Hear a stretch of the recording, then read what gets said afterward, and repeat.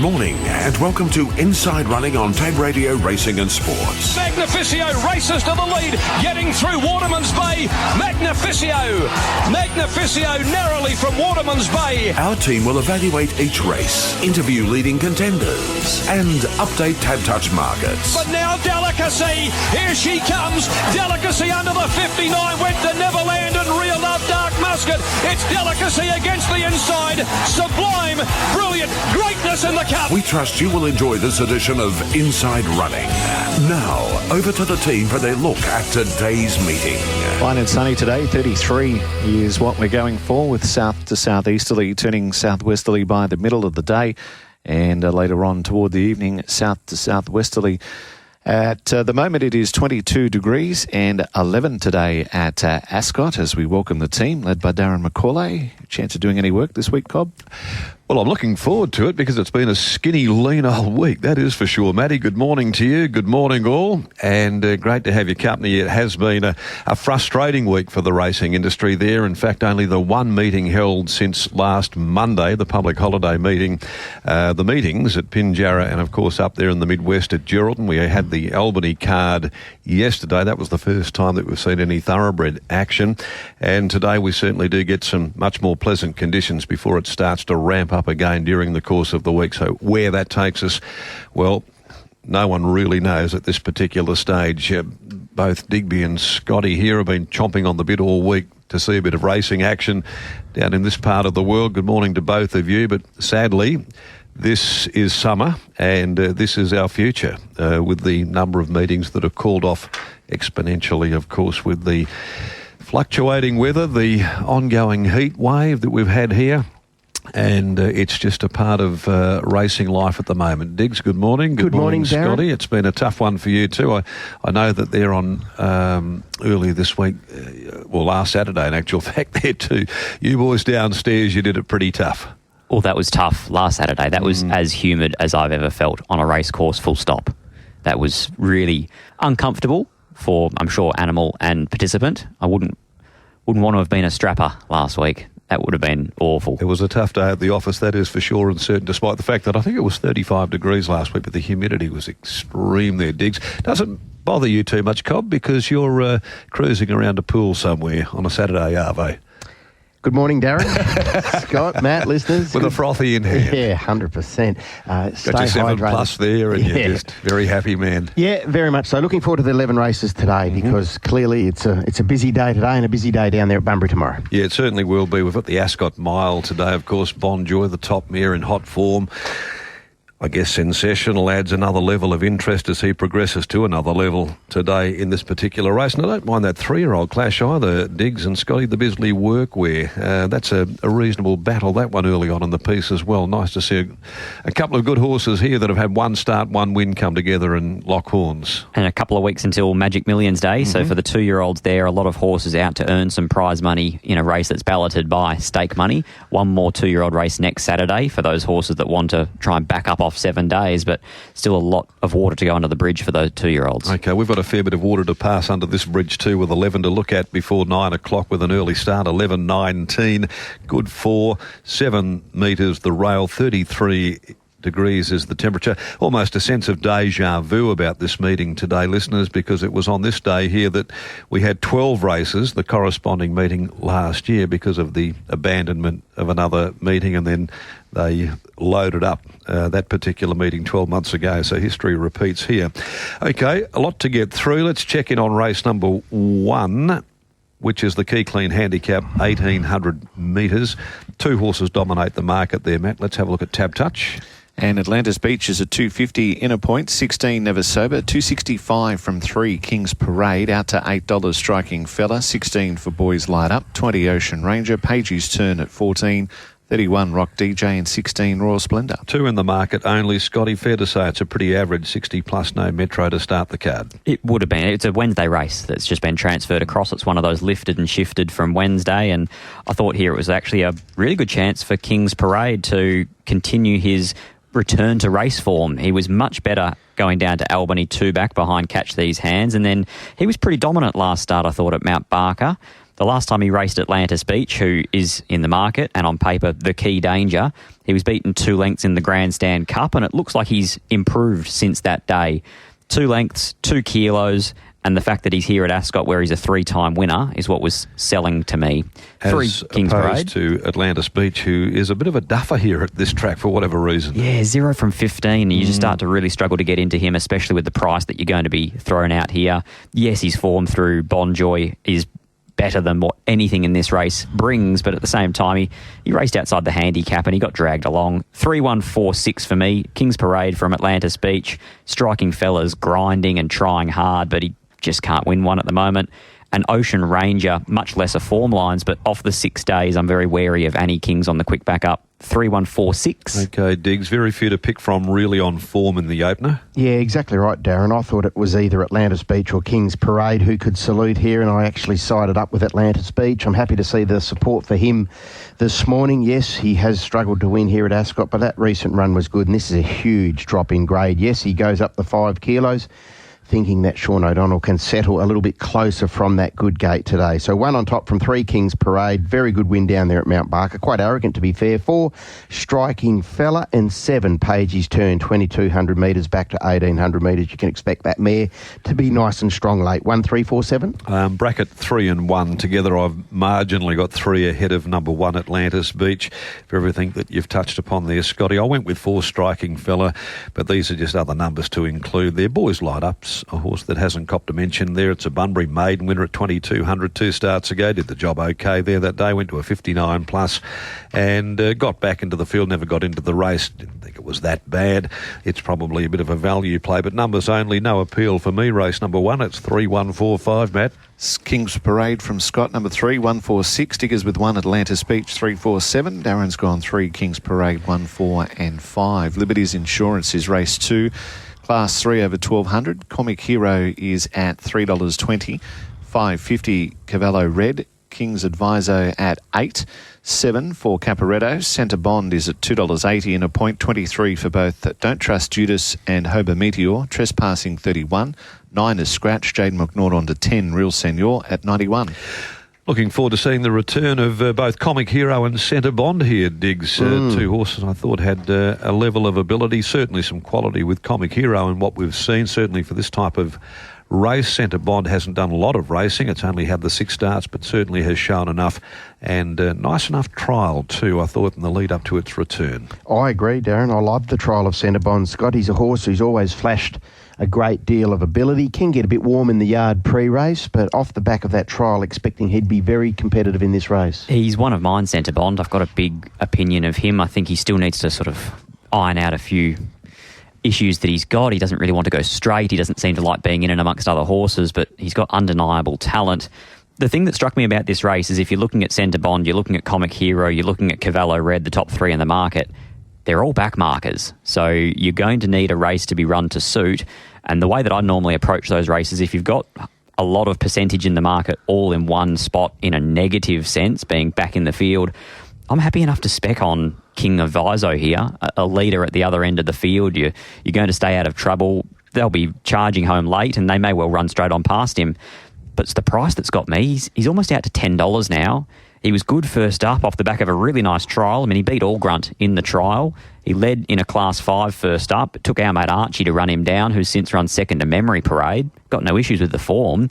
He drops back in grade. He leads, I would think, near on unchallenged. He needs to cross Real Senor and cross Trespassing.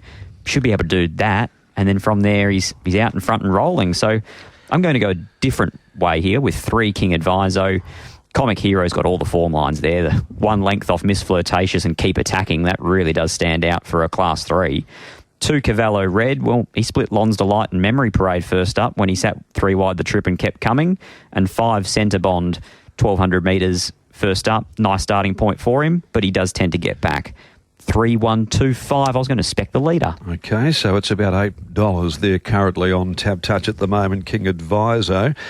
And the form sort of holds up okay through Memory Parade and our mate Archie from last week. So I think that, there's a bit of value there to be gained if you're looking at King Adviso, Scotty, there. But I don't know I just thought this was a really nice race, Diggs, for Comic Hero to have a crack first up, given his quality and the pads are off.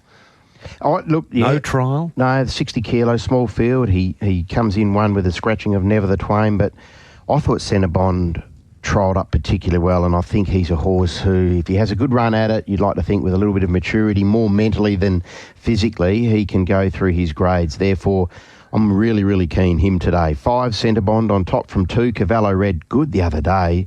Wide, still showed a turn of foot to give some cheek in the straight before being gunned down by Lonza Light, who we'll touch on a little bit later this morning. 1, Comic Hero, and 3, King Advisor, your likely leader. But quite keen here, the 5, 2, 1 and 3. Okay, well, significantly enough, Comic Hero did win this day last year in a 60 plus, so it finds itself in a 54 plus today. On return, I'm prepared to roll the dice there and go with Comic Hero. Over number 5, Centrebond, I've got a fair bit of time here for this 4-year-old. Not a lot of racing, but I think he's a competitor and will continue to develop and come into his own. Caporetto, I think, pretty much the same, a 3-year-old here. He's sort of a bit hit and miss, I guess, but I think all things considered, if he can get the right run into the race there, Caporetto is in the mix somewhere with King Adviso as well, number 3. I made them 1, 5, 4 and 3. I couldn't find a lot of love for Cavallo Red here, Scotty. I just think that whilst he's very good first up normally, where does he get to again from barrier 10 of 10? So it makes it challenging for Cavallo Red. We're going to leave him out of our numbers there, although he's pretty prominent there in the market at $5.50, Matt. So Scott has gone 3, 1, 2, 5 in the second. Digby's numbers are 5, 2, 1, 3, and Darren is 1, 5, 4 and 3. Now to the third for Bisley Workwear, and this is over 1,000 metres. The 3-year-old with Keep It a Mystery at $10. 7 in from 11, Clean 'em Up. The top bar's at 26, 8 into 550. He's got the safe. Want a winner, 460 from 7. 390 out to 750, Maialoa. Snow Gods at 240, in from 270, and Triple Figures La Excellence. Okay, Scott, a 3-year-old handicap that possesses a really nice level of depth, I would have thought, particularly for the meeting that we see in front of us today. And looking forward to seeing the return of Want a Winner, and also what Snow God, who we dined out on debut after he looked to be, I guess, a horse who was in a lot of trouble. Done to a dinner, I think the words might have been used. They were. But it was, I think if you really You're taking the liberty too, by the way. Just take the last 50 metres of Snow God. Now, I know that there are a few people out there suggesting that it's a bit of relativity. He was going forward, Nicky Motor was going backwards at the same rate, and maybe it looked visually a bit more impressive than what the win was. But he carried some big expectation from the trial, didn't he, going into the run? So, and that's why we were all sort of aghast at the 200, where it looked as though Nicky Motor was going to just beat him comprehensively. Well, that changed in the twinkling of an eye. So he did run to his trial rating and the expectation. And the difference between the trial and races was he had no headgear. So he trialled in visors, blinkers, I can't remember which one it was, but today he's going to have that headgear back on. And I think considering he stays at 1,000, it's the right call, because you wouldn't want to get caught flat-footed again in a race with a lot more quality than a leader like Nicky Motor. I think here today, Snow God is one of the main winning chances, but I didn't think he was the only winning chance by any stretch. No, I agree with you. I've got a fair bit of a time for Want a Winner, and I've got a healthy respect for He's Got the Safe as well, whilst it probably could be a bit on the shorter side from a sticky gate, and he's a backie. So, he'll have the job in front of him. There is good money for Clean 'em Up. Diggs 11 into $7 as well. I'm just not quite sure what to do with her wins have been on rain-affected ground, and she's had a couple of runs, and, it's been behind Schmoove Mover, London's Image. It's quality company that she's meeting. I'm just sort of wondering if it's more a case of the wet tracks that got into the line last time around. She was good, though, last start. There's no knock on that effort. Found the line well. The punters agree. Yeah, look, I can understand why they are taking a shine to her. It's a good little race, competitive race, but I'm a big Snow God fan. Love the trial, and the debut effort was quite striking. So from that gate, he parks behind a tempo here, which should be nice and strong, and I'm expecting him to be awfully hard to beat. Okay, what did you both make of Want a Winner's barrier trial? It's had the one win from one start. That was against a horse who has only won one race in 20 runs Beat Home Battle Commander, who's no star, but Want to Winner got the job done there that day. What did you make of the trial? I liked the trial. I thought he wanted to over-race a little bit. He looked like he's pretty fresh. Yep. I'm hoping that maybe the edge comes off a little bit between that trial and making it to the races. And I thought here that, look, the early price point versus the late price point is huge for me. He's opened up $7 on Thursday morning, so for me, he's an each-way tip. Now he's into $4.60, and he may well continue to firm, so that each-way is disappearing at the rate of knots. I just thought that I had a bit more safety if I was able to go each-way Want to Winner rather than straight-out Snow God. They've also clearly had their hands full with Want to Winner working through some issues. He trialled once in June, didn't go to the races, trialled once in September, didn't go to the races, and now he's here today after a January trial. So fingers crossed they're on top of his issues, because ability-wise, he looks like he's got plenty of it. I'm going to go 5, Want to Winner. I'm very scared of 7, Snow God. I think he's a really nice horse. 1, Keep It a Mystery. He can box seat from barrier number 1 and get every favour. And 2, Clean 'em Up. The London's Image race, probably for me, not as strong as the previous one. That previous race is Schmoove Mover, 2nd filly Supernatural, 3rd filly Promising. That's the form line for me. 5, 7, 1 and 2. Okay, but your Snow God, Diggs? I am quite keen also, Snow God, to go back-to-back. 7, 5, 2, 1, same 4 numbers has got different order. Right, 7 for me as well. Snow God, I'll stick there. Almost wore a bit of egg on my face there at its first run. But anyway, that's how it goes, doesn't it? I mean, you can only describe what you see, and that's what we saw. And that's why you get paid the big bucks. Yeah, exactly. I wish. 7 from another... Geez, I tell you something, you're having a crack lately. 7 and 5 for me, Want a Winner. 4, he's got the safe. I think's got a tremendous amount of ability there, and I'm sure that there's a couple of nice races there in him in time to come. And my Aloha, I guess if you look back, maybe she's a bit forgotten in the market, drifting. But boy, how close would she have gone to playing a part in a Placid Arc behind Wind in the Line if the bad luck didn't get in her road on that occasion? Yeah, she's probably looking at a very similar sort of placing, positioning as like a Golden Veil type, you'd think. I'm going to include her there in the mix, but, Clean 'em Up. There's obviously attracted a fair bit of support as well. So 7 from 5, 4 and 6, Diggs and I both with Snow God. Scotty, you Want a Winner in race number 3, Matt? Which is number 5, currently at 460, 7-1-2. Diggers has mentioned there, 7-5, 2 and 1. And Mac has gone 7-5, then 4 and 6. Okay, play on to race 4. Okay, the 4th event of the day is at 4 after 1, the MCA Polytrack Plates, and it's for the 2-year-old over 1100, minus number 14. Do I Feel Lucky is at 3.30 in from 4.60. 6 into 4, Capitola. Stride Away is at 4 in a point. 41, True Fiction. Aberdeen Flyer, 11. Both Boza Lad and Yes Buster at 101. Champagne Crusader at 18. 31, My Riches. Out to $8, Slip the Jab. Why She Stayed at 23 in from 61. $18 for Elegant Ruler and Pure Silver, 71. Okay, another pretty handy race this time for the 2-year-olds as well. We'll start with Chris Parnham riding Capitola here. Would have had the choice of a few in the race, Scotty. You're his manager. Yeah, 5 of them, I think it was, in the end. So, yes, plenty of choice for Chris to make. In the end, with Capitola, he's got a few things on his side. He's got race experience, and he's also got the barrier. So it was something that held on until a 3 o'clock decision. Pretty professional type too. I think if you'd swapped the barriers around, I think Chris would have been very interested in riding Slip the Jab off that 400-metre jump out, because it was about as electrifying as we've seen from a 2-year-old. Very sharp, very revvy. Impressive Diggs, Slip the Jab. Very, yeah, and ran time, broke 23, so yeah, he looks a natural runner, and I dare say they'll give him a rub out of the gates today and see if he can find the fence. And if you wanted to swap the barriers with Capitola and Do I Feel Lucky, I know which way I would have been going. Do I Feel Lucky was very impressive last start, but as much as the money's come for him and I expect him to go awfully well here today, he goes up 3.5 kilos and he draws a lemon. He's going to need a serious ride. Oh, absolutely. He'll need more than just an ounce of luck there on his side if he's to win this there. But what he did first up after wobbling off on the corner and then chasing hard late, I thought was encouraging. And then they put the winkers on him the other day and it was a different horse. Stroke of genius, wasn't it? Capitola, though, he is beautifully drawn here. As I say, I think he's a professional horse. I think this is probably the right rein that Chris has pulled in the race there. And Diggs, I'm going to side with Capitola, but I think it's competitive at the same time. Stride Away appears to be a nice filly. She was impressive in a trial. She was quiet in the trial. She's got a victory over Capitola, as Capitola's got a victory over Stride Away as well. So you know that they won't be too far from each other. No, exactly right. I thought the effort of Stride Away in that trial was terrific.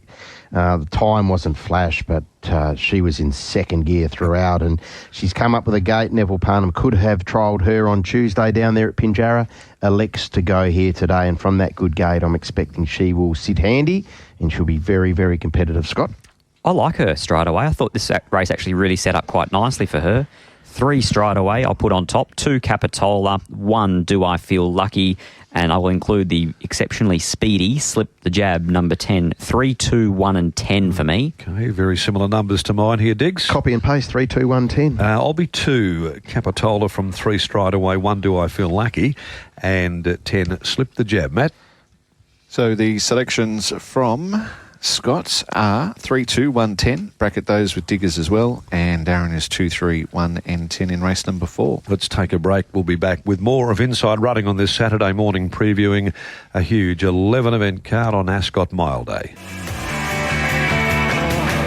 Great to have your company Saturday morning too. A little cooler outdoors today too. We're not expecting much more than 33 today, so we'll take that as an absolutely delightful day for what we've been experiencing from time to time over the last 6 weeks or so from Ascot. Today conditions look pretty pleasant. As we take a look at race number 5 on the card, the Tab Touch West Speed Platinum Handicap, which offers a very wide market, Matt. And Capricorn Man out to $9.50, $16 War Gem. Our Rocky Bay is 6 into $4.60, Tin Snip $34, just St James at $4.60 from $6.50. Out to $18, Mystic James. Playing Games is at 6 from $9.50. In half a point, Cessation $7.50. Out of point to $5, Rocket Juice, and talking gibberish at 13. Diggs, the market says it all. It does. Very wide. Very wide, and I thought I'd have a throw at the stumps here, and I'm siding up with a horse who has been a little bit easy in the market, so that is somewhat of a concern, but I thought Mystic Jane and the map that would be afforded to this mare today is quite contrasting to what she experienced recently when she was 3 deep on top of the speed. It's that Our Mate Archie form, which we spoke about earlier. And I just thought from that gate there today, Scott, she had the potential to box seat or sit very close to the speed. Now, how strong is this 1,200 metre speed going to be with the likes of perhaps a Talking Gibberish, dare I say it, a Cessation? And I presume that Lucky would have had the choice between Mystic Jane and Playing Games here. That was something that caught the eye straight away, is Merrill's booking of Lactar on Mystic Jane over Playing Games. It's probably not that much between them. I thought maybe, if anything, Playing Games was a slightly stronger horse, but it's a race with 10 starters where I could probably make a case for 6 or 7 of them. Very wide open. Yeah, I think that, whatever your view is on the race there, you're entitled to it there because there's going to be value, whichever way you go, trying to pinpoint the winner. I didn't have a lot of confidence going into it there. For the sake of a selection, I finished up going with just St James, who I thought's got some upside there. Looks as though he's a 4-year-old who hasn't done a lot of racing, only missed a placing a couple of times and got the job done very comfortably last start on the straight track at Pinjarra. I thought it was a good win, actually, to be fair. Like, they backed Cessation on that day, Scott, and Cessation was able to find the spot, which we all normally associate with being A1 at Pinjarra, and just St James was sort of in the crown of the track and pulled clear. It was a dominant 1,000-metre win from a horse who probably didn't get the prime position. Probably starting to think that A1 is maybe a lowercase a now. The outside rail's nowhere near as dynamite as what it was, say, 12 months ago. Saw a very unusual occurrence there on Monday, Scotty, one that we haven't been able to sort of see before. If you get a chance, have a little look at the Steward's Vision head on. It's great viewing. It is, isn't it? Yeah. I think someone posed the question, do you think that, they might start tending to do that? I doubt it very much. I think it was a vagary. I asked Brad in the post-race whether he thought anyone would ever just go back to the good old-fashioned up the... The last person I can remember doing it was Matthew Autier. Tried it. Got beaten a furlong. But it looked like fun. Yeah, I think it was entertaining. You can count the horses on one hand that have won against the far side, the flat side rail. But this one finished up being out there with the others and then drifting across, winning comprehensively. Danny as it turned Morton's had a very good one early doors. Sebring Lane is the last horse. I think Jake Casey may have ridden her. That's the last one I can remember winning down the wrong side. That's a long, long time ago. That is. Tough race, open race. I'm happy to have a spec here at Mystic Jane, currently $18 with Tab Touch. So 6 on top from 5, just St. James, like the win. Now needs to do it around the corner and needs to do it at 1,200 metres from a rearward position, you would think, but that'll be up to Chris, and no one's riding better. 1 Capricorn Man, good winner the other day. He's an on-speed, free-running animal, just unsure where he gets in the run. And 9 Rocket Juice, perhaps better suited at the 6 furlong. 6-5-1-9. Okay, we'll get your numbers there, Scott. I think I probably went the soft way with Rocket Juice because he's in a bit of form. He draws a barrier and he maps to get a nice run, but by no means is he a superstar. 9 Rocket Juice. If I had a little bit more intestinal fortitude, I probably would have specced one like Digby did, and my choice was War Gem. I really liked his trial behind a very nice filly in Perfect Chant. 9 of his last 11 are in higher grade as well, so he's well placed by Neville Parnham. 5 just St. James and 7 playing games. 9, 2, 5 and 7, I'm but not soft from me. Saying no to anything in this race. On 5 just St. James. Money is solid enough there. It's into $4.60. A horse here that hasn't been mentioned, I'm going to throw it in there. It's nothing special in terms of price. In fact, it's $4.60 now in the betting, so they're coming for it as well. Our Rocky Bay hasn't been sighted for a month. It did win a no metro at Penny over this journey, and then 7 days later, behind Rocket Juice at 3 deep, no cover. Had to work pretty hard in that particular race there, and they've given it a little freshen up, I think, as a result. So maybe include 3 our Rocky Bay, 7 playing games. I do take your point, Scott. I do think of the pair.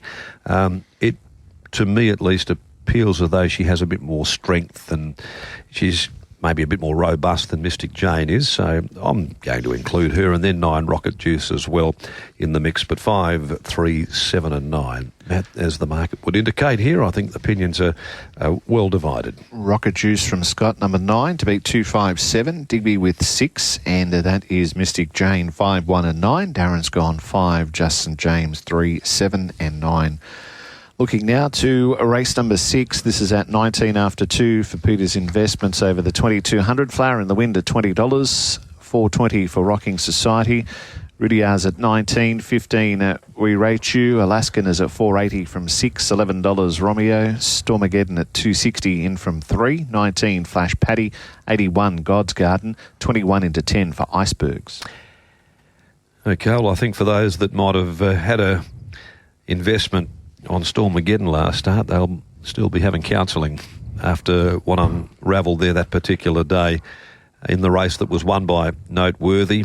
Rocking Society, of course, contested that race as well, and so did Flash Paddy, who didn't get the rub of the green either.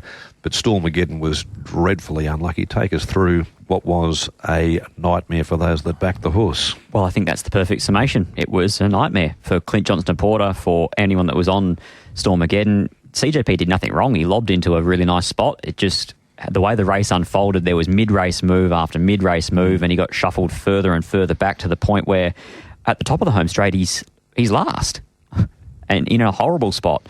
But when he gets himself into the clear, the horse powered to the line and gave every indication that you can give him a big fat tick as a stayer. Gee, I tell you what, Diggs, it's a big effort too, isn't it? When horses are, in that compromised position where they're getting pushback, and there's no room for a rider to move. No.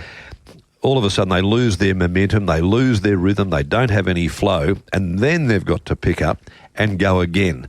And I thought it was a fantastic performance, all things considered, there with that horrible level of luck that the horse encountered. And you can understand why Stormageddon's the price he is. Off the back of that, he was huge. And I agree 100% with Scott. It was through no fault of Clint's. He just lost his spot once Roche Legacy came around to find the top. Then they just got shuffled back. And you actually thought, watching, you think, well, what's going on here? Because you're looking at the field and then you watch the replay and you think, my goodness, how unlucky was Stormageddon. So he gets an opportunity to atone today.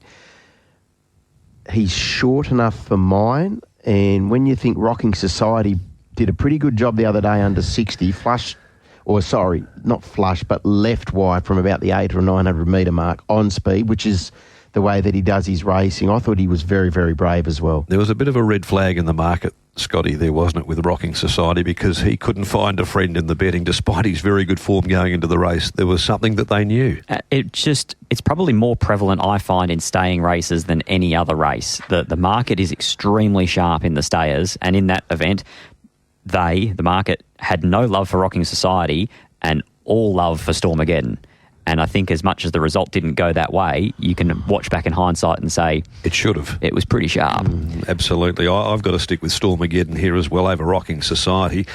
I thought in that race as well, and building into the preparation deeper, Flash Paddy, which is at $19 in the market, maybe there's some consideration to be given there to include in your exotics, because it also didn't get that many favours. And should still be getting fitter and fitter. Only 4th up today, Flash Paddy. Looks like he's in for a good prep. Yeah, I think he's a value leg in your exotics for sure and certain. I suppose you've got to include Alaskan, who doesn't win, but he's always thereabouts. Thought he had that race wrapped up last week. Maybe the 60 kilos got hold of him in the last 100 metres, but he went past the eventual winner. Yeah, and maybe a horse, not today, possibly, but I think in the next run or two, could be We Rate You, building deeper into the campaign as we go along. So maybe keep a little watch there for We Rate You at $15 as well. But clearly with me, Stormageddon, all things being equal, he doesn't want to run into any bad luck from Barrier 1 again this afternoon. That could be the poison chalice. That's the thing about taking the price that you're getting today, is that he may well end up in the same spot. He could be 3 back the fence, relying on gaps to appear for him. I reckon that the hyphenator will be keeping that something very, very deep in his mind about when he can get off. If he can get off, there'll be an opportunity. He'll take it. Seven for me as well. Stormageddon. Righto, on top there with you, Diggs. 2758. I'm with Rocking Society ahead of Stormageddon, probably because of the price differential, but I see no reason to abandon Rocking Society. 2, 7, 5 and 8. Yeah, 7 for me. 2 Rocking Society, 8 Flash Paddy, 5 Alaskan, Matt. The extra from me is in for 4th, and that's Flower in the Wind. She won 8th up, 9th up and 10th up last prep, and she's 8th up today, so maybe she's just hitting the right part of her campaign. 7, 2, 5 and 1. All right, repeat. 7-2-5-1 Scott, 2-7-5-8 from Digby and 7-2-8-5 from Darren in race number 6. Clicking now to the 7th at 1:03 for Tab Touch. Have you got the Touch handicap? And it's at 1,100 metres with 2 out. 11 for Ruler Rocket. Down to Best Mood now, 550. 360 Lost City. Into 750 Treasured Queen. Rapid Rocks into $6.50 from 21. 20 for Export Girl. Princess in Red, 11. 15 This'll Show Ya. Then At Your Service at 5 and 71 Wise Words. You make of the money here for Rapid Rock from Bruce Kay's yard. There it's 21 into 650, Digby. Yeah, it's... He's top 4 for me. Is he?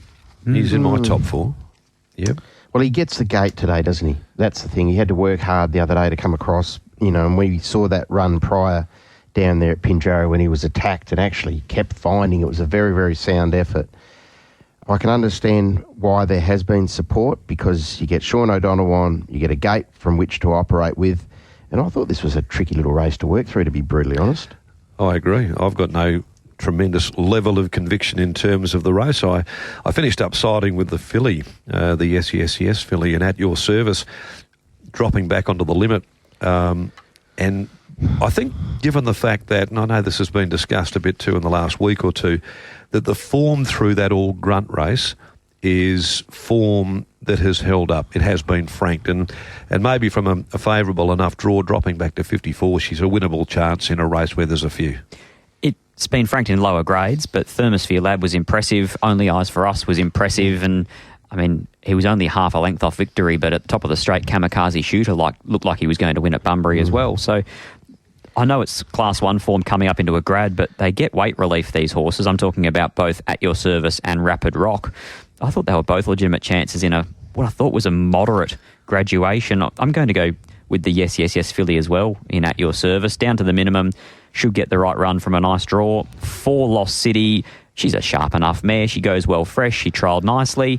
6 Rapid Rock with the senior going on and the weight relief. And 3 Best Mood. Last time he won a graduation, he beat Generosity. And then he didn't beat a runner home, but was still only 2 1/4 off Twain's Angel.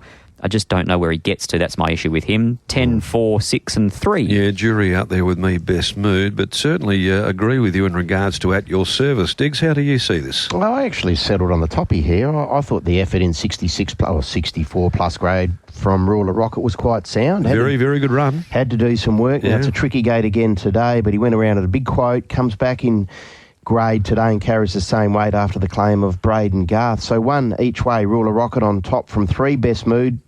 Does his best work, this horse fresh. Again, tricky gate for Chris to navigate. 4 Lost City off the back of that trial down there at Lark Hill when beating Centre Bond. And if I like Centre Bond earlier in the day, I have to respect Lost City. And 10 At Your Service. 1 each way from 3, 4 and 10. Okay, well, the one's $11 now too, and it ran third last start behind Angel Undercover. Woburn Gold ran second.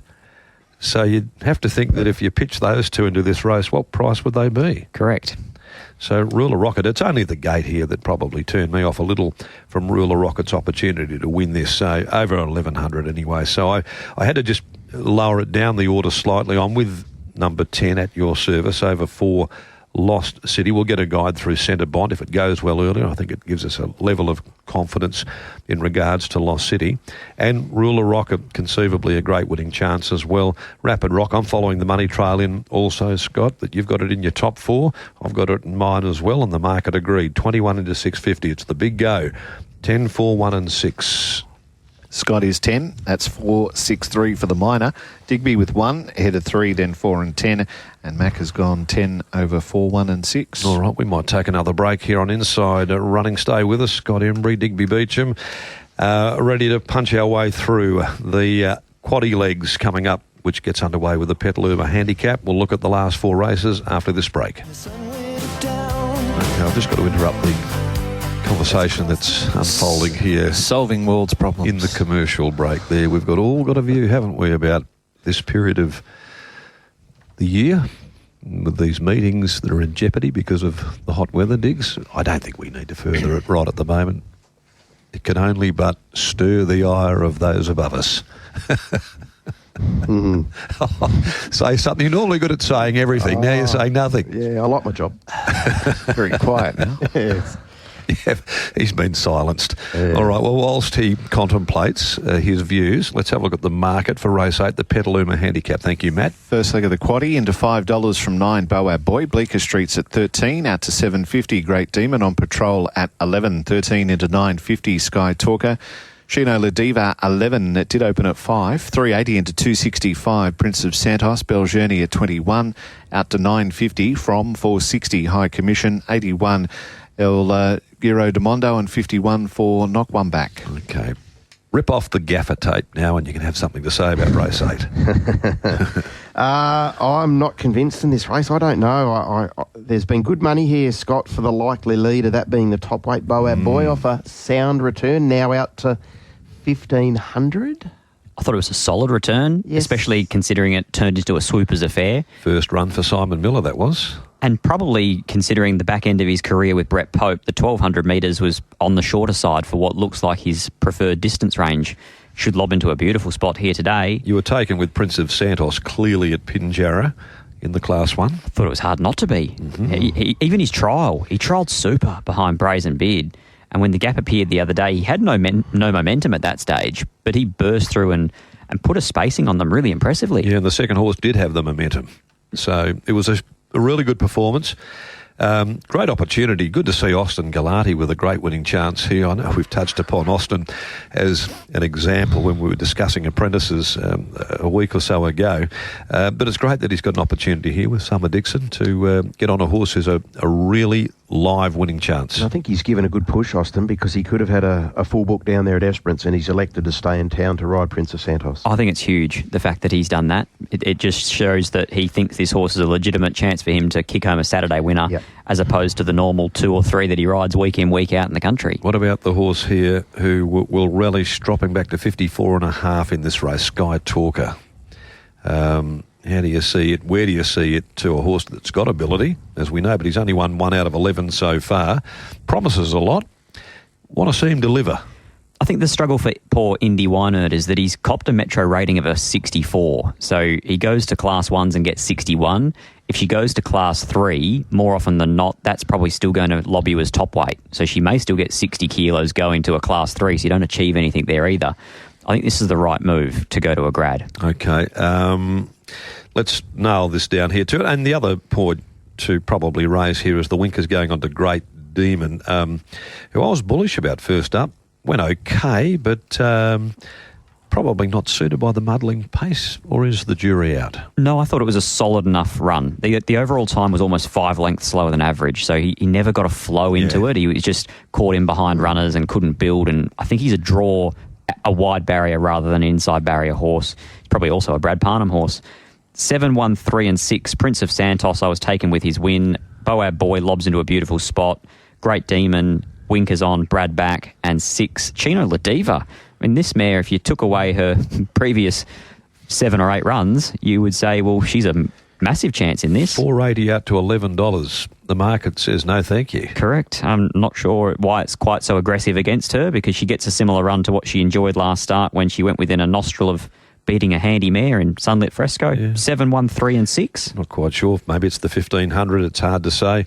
Then again, Boab Boy goes from 12 to 1,500. I thought that might be okay for him, Digby, because I do think that if he gets a cheap lead, and I imagine that he would probably find himself in front here, Stephen might get away with a couple of easy sectionals. He could be hard to beat. He's had a go at 15. He's won that there. It's his second run for the Simon Miller stable. It was a very good barrier trial before that first up return. So, look, I'm going to go that way, but he's probably getting down into the lower end of the market. For me, was 9. He's into 5. He touched 480 at one stage. So, 1, it is just each way. From 7, Prince of Santos, I do concur with Scott there, everything we've seen, and good luck to Austin Galati. And 5, Sky Talker, 6, Chino Ladiva, despite the big drift. I want to have another look at Great Demon, but I do take the point, and with the Winkers on and Brad Parnham as well. 1, 7, 5, 6. 3, Great Demon. I'm liking a few each way today. He's another one. I thought the return was sound enough, and if there is a 3-deep line here, I think that is going to suit this horse, who looks like he's going to do his best work when he can get some flow, and he should be afforded that today, and you're getting an each way quote to find out. 3 on top from 7. Clearly, Prince of Santos can run well after what we saw there when winning by 2.5 lengths fresh. And I think Austin's given you a good push today by staying in town. 1, Boab Boy, and 5, Sky Talker. Watch for him late. Thought the effort behind Thermosphere Lad the other day was sound. 3, 7, 1 and 5. Prince of Santos from Scott, number 7, 1, 3, 6. Digby with 3, ahead of 7, 1, 5. Darren's gone Boab Boy, number 1, 7, 5 and 6 for the minor in race 8. Race number 9 at 15:15. The happy 70th birthday Finn Powery handicap over the 1400 with number 6 out. And into $6, Bruce Almighty, $9 for Benji, Street Parade at 26, Heskett 11, and Not Secret 10. Down to Angel Undercover 550, Hostile Talk now 3, 34 Henchard, and into 480 King Salute. Well done, Finn Powery.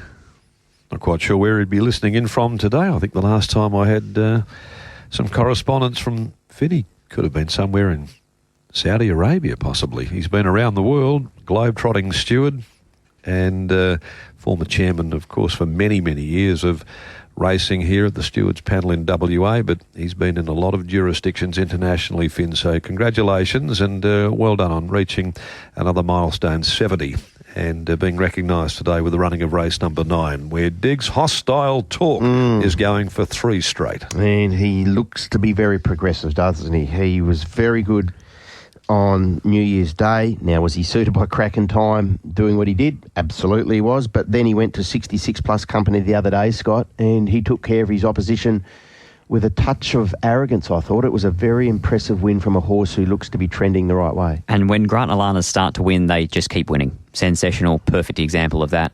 I think Hostile Talk can continue on his merry way. I was excited to see Papavero Princess bounce out of that run last start, but she's an early scratching, so I get lobbed with Hostile Talk as he chases 3 in a row. Very impressive. I mean, he probably was almost a beneficiary of the handicapping too, because he won that by 1.5 lengths, which is normally pushing 5 points. He's only got 4, so for me, he's half a kilo probably ahead of where he could have been. I think it's a nice setup for him. Can you build a case for the horse who ran second to him and then ran second, of course, to Bruce Almighty 2 runs ago? He meets both of these horses a couple of kilos better off today. He's drawn very similar once again. He's $10 still in the market. I popped him in for second, not secret, for all those reasons. 1, Bruce Almighty, all 8 wins with Chris Parnham. He's back on here today. 10 in King's Salute. Nice trial, nice return to racing, and drawn to get a lovely run close-handed to the speed on the min. 8, 5, 1, 10. All right then, Diggs, are you with 8? I am, yeah. I think Hostile Talk can win again. I actually love the way that Benji's is going. So do I. He doesn't win out of turn, clearly. He's a bit like the one of Cliff Green's in the first, that being Atlantis Beach. Has had a few cracks at Ascot, no joy. I'm not putting him on top. I'm putting him in to run second. I think he's going well enough to be very competitive. So 2 in for second, 5 Not Secret, and 10 King's Salute. Angel Undercover was really good the other day. I probably just need to see her do it at 1,400 metres, but the yard's going along well. 8, 2, 5, 10. This combination of Grant Nalana with Clint Johnston Porter turning out to be very formidable in the absence of a Willie Pikes. And Clint certainly making the most of all the opportunities that are coming his way, which is fabulous to see as he steps up to, I think, another level with his race riding. So 8 for me, I'm going 5 Not Secret as the danger. And if it was to win, it wouldn't come as a great shock to me, certainly with the 2 kilo swing on Hostile Talk. I agree with you completely, Diggs, in regards to Benji's. It's my third pick in the race, and then Angel Undercover, who they've also had a nice little lick at in the market, having beaten the talented Woburn Gold last start. 8, 5, 2, 7. I'm there in race number 9. Matt? Everyone agreeing with 8, Hostile Talk. 5, 1, 10, the minor from Scott. 8, 2, 5, 10, Digby, and 8, 5, 2 and 7 from Darren in the running of race 9 with the 10th and second last at 7 to 5. The Ascot Mile over 1,600. Don't have a rider on my screen listed for number 7. And Alaskan God is at 31, 71 blazing away into 265 Bon Joy from 290, rushing to the bars at 460 out from 420, out to 19 Fear the Wind, Sensationals at 440 in from 480, 10 to 12 Antique Mistfly with Caution 14 and 7 into 6 Own the Queen. That's a late one then, because it's Holly Watson that goes on to Antique Miss in the Ascot Mile. Scotty, that's just come through. There are a couple of others. Joey Has a Party looks like he's not riding under 56 today, so he's still riding Snow God, but there's 3 riding replacements that are all Joe. All right then, so it's a pick-up mount here for Holly on Antique Miss there, but gee, the mare Bon Joy, she goes for 3 in a line, and she'll take a mountain of beating again today, fellas. Who wants to put her in on top first of all? Well, she's a winner. Yep. She's a flat-out winner. And while some other horses, including, I suppose, specifically Own the Queen, haven't had a great deal of luck, Bon Joy makes her own luck. And she was terrific the other day. She's been terrific in all 3 runs this time in. It's been somewhat of a disjointed campaign with a couple of little setbacks along the way, but you know what you're going to get from Bon Joy, Scott, when she sets foot at the races. And she knows, like a boss lady, for example, just knows how to get the job done. Yep. And yes, she rises up in the weight. She concedes another 1.5 kilos to rush into the bar, another 2 kilos to Own the Queen, but the thing that she keeps doing is winning. And she did that coming off 5 weeks, having beaten Own the Queen, who was obviously unlucky there that particular day in the Starstruck. So, look, Bon Joy, I think she pretty much picks herself in the race. I think that, you know, whilst Russian to the bar gets 1.5 kilos from her, Sensational is the intriguing runner for me on a quick back up the 7 days. A winner himself, 7 out of 15.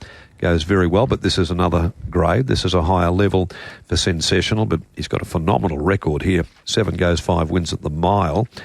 And there is another one in the race who, just looking at the markets, getting out further and further, which is a bit of a concern. Got a nice second up record, and I thought didn't have any luck behind Bon Joy. First up, thought it could come forward, dropping considerably in weight. That's a horse called Fear the Wind, maybe to give it some consideration. But they're lower down the order for mine because I've got Bon Joy clearly in front, Scotty. I think the best part about this series, the 1,500 last start, the 16 here, in a fortnight's time, the 18 of a Diggers, they're just going to keep clashing, and it's exciting because the weights are always going to divide opinion each and every time, but Bon Joy just keeps raising the bar for mine. And I think too, as you rightfully mentioned there, Mac, the fact that she was 5 weeks between runs off a setback, I'm hoping that there's only improvement still to come with her 3 Bonjoy to continue her winning ways, 4 Rush into the Bar. If he mapped to settle in front of Bonjoy, I thought that the weight could be the difference, but I just think that Bonjoy will be a pair in front of him again, and that's an issue for me. 6 Sensational and 9 in Own the Queen. Hopefully blinkers off, visors on, can help her out. She's just starting to do a lot wrong through her races. 3, 4, 6 and 9. Interesting stat there, Diggs, with Own the Queen. When she's carried above 56, she's had 4 runs and only 2 minor placings. When she's carried below 56, 7 starts, 5 wins. I don't think it was the weight that stopped her last start, though. She has run into some bad luck. Just had bad luck. Yep. Just had bad luck. So she's a live hope with even luck today. Own the Queen. I think she's going okay, but I'm here with Bonjoy. I think it's the same 4 numbers as Scott, just a bit of a different order. 3 Bonjoy on top from 4 Russian to the Bar. Love the way that he attacked the line the other day. So the extra 100 metres won't be any issue, you wouldn't think. 9 Own the Queen. Just love to see her have the rub of the green today. And 6 Sensational on the spin. 3, 4, 9, 6. Okay, mine's sequential. Matthew, it is 3, 4, 5 and 6. 3, 4, 5 and 6 from Mac. 3, 4, 9 and 6 from Diggers. 3, 4, 6, 9 from Scott. In a race 10 brings us to the closer at 5:33. And they're all running in the Hemlock Stone Perth Cup winner handicap. And it's over 1,200. 19 into 11 influencing. $6 in from 11 Son of the Boss. Lon's Delight is $9.50 out a couple of points. 31 Brimstone. King Cartel at 17. 41 Big Day on it. Siberian Siren out to $6.50. 350 into 330 Golden Vale. Selfless Axe at 21. 10 into 850 Trio. Canny Rock at 950 from 16 and 21 Gauge Roads. Okay, they've backed a few at a bit of value in the race. One of those is Son of the Boss. It's 11 into $6. Scott there too. Well drawn. Drawn certainly to take advantage of its natural early pace at 1,200 in particular. I'm a fan of Son of the Boss. He's my on-top selection here, and also the fact that Braden Garth's had 4 rides on him and never missed the money. 2 wins, 2 placings. So I think it's a big key that you find a horse that runs not just for apprentices but for a certain apprentice. So that got a tick from me. Backing grade out of the all-play race, I'm happy with. The map, as long as he steps, he should put himself into a nice spot. There's plenty of speed too. He's not a one-trick pony, this horse. He can actually sit on them and show a turn of foot, so he can allow the speed to go if a King Cartel wants to burn or a Big Day on it, or even a Golden Veil comes out running. So I think he's got options, Braden, and so it was each way for me in the last. Okay. Son of the Boss. Yeah, I think you can hunt a bit of value there somewhere, and if you find the winner there, you go home with a reasonable return as well. Son of the Boss marked on top. How do you see the final event, Diggs? Each way for me, but a different direction. I'm with 7 Siberian Siren. Trialled up well behind Boab Boy. That was the second trial. There was a month between them. She's a mare who I've always had a bit of an opinion of, and I'm thinking today, just parking in that 3 deep line, expecting Chris to be. I didn't think he could find a spot all over the speed, so I'm assuming, I don't know, that he might just be a little bit patient early doors, and then I think you can see the best of Siberian Siren late. So 7 each way on top from 2, Son of the Boss. I agree with everything that Scott's mentioned. 8, Golden Veil. She needs to tick that 1,200 metre box for mine. And 3, Lon's Delight, who was super the other day. Luckless at Albany to start prior, going well. 7 each way from 2, 8 and 3. I'm hunting value as well in the last event, but not either Son of the Boss or Siberian Siren. Mine's further down, and it's a horse who has only won 1 race from 17. But, gee, the market likes a couple of Bruce K's today. Diggs, this is another Canny Rock, 16 into 950. So a good move there. As I say, 1 from 17, but the first up run to Rocking Gem, 1,000 metres, very good. Second up run from Barrier 11, dropped out, hit the line really well. The numbers have been good. All of his splits have been impressive. His only win came third up in a campaign. He gets Jay Whiting back into the saddle for the first time this preparation, and that might be in its favour, dropping 5.5 kilos to close to the limit. So look, in a very wide race in my view anyway. I'm with 11 from 2, Son of the Boss, Scotty. I didn't quite know where to go with Golden Veil. Did win this day last year. In fact, her last win as a 2-year-old was on this day last year. So no trial before the first up run to London's Image. Gate speed, puts herself there, definitely in the mix probably. And, you know, if they turn it on and they go silly, well, Lon's Delight's finishing with a wet sail when it has got the opportunity to get out, get going and charge to the line. So I've included Lon's Delight, 11, 2, 8 and 3, but it's still a bit of appeal at the 9.50 for Canny Rock in the last. Digby, rounding it out for the day. We all locked and loaded, Scotty? 2, 3, 8, 7 for me. 2, 3, 8 and 7. And you've got Diggs's all in there as well before we take a look at our best lays and plays of the day. Son of the Boss from Scott, number 2, 3, 8, 7. Digby with 7, which is Siberian Siren, 2, 8 and 3. Max gone 11, Canny Rock over 2, 8 and 3. Okay, better bets for the program. Let's go first of all, your special on a race where you can find a bit of value. Race 2, number 5, Centre Bond. Centre Bond there for you. Scotty. Bonjoy for me, race 10, number 3. Okay, a Bond and a Bon. I'm my best being Stormageddon, race 6, number 7, Bonjoy, race 10, number 3. Your lay for the day, Digby? Golden Vale. You've done it again. Had a funny feeling you might have said Golden Vale. Race 11, number 8, Golden Vale. Yeah, it was one of my two because I've ticked King's Parade. I'm going to lay Atlantis Beach. He's having a 16th run here at the track and yet to win a race. So for that reason, at the 250, no thank you. I'll let it go around. I've tipped King's Parade in the race. So Golden Vale is the lay for pretty much all of us as well. It's one of my two lays for the day. Plays for the day. Let's go with you first of all, Digby. We'll go around the table. $3.92, place double. Benji's into Russian to the bar for me. Same race multi in the Ascot Mile. Bonjoy to finish top 2. Russian to the bar to finish top 3. $3. Mm-hmm. There you go. Mine is a place play of the day as well. Diggs, I'm going to, whilst I haven't tipped it on top, I would suggest here that at nearly $20, race 10, number 5, have a little investment on Fear the Wind and then roll that up into race 11, number 11, Canny Rock. So they're big value, Scotty. That's, what's the number there? Plenty of rock. Yeah, there is. If you can jag those two horses there in the placings, that is for sure and certain. Hopefully a pocket full of rock. That's our look at today's racing action, Scotty.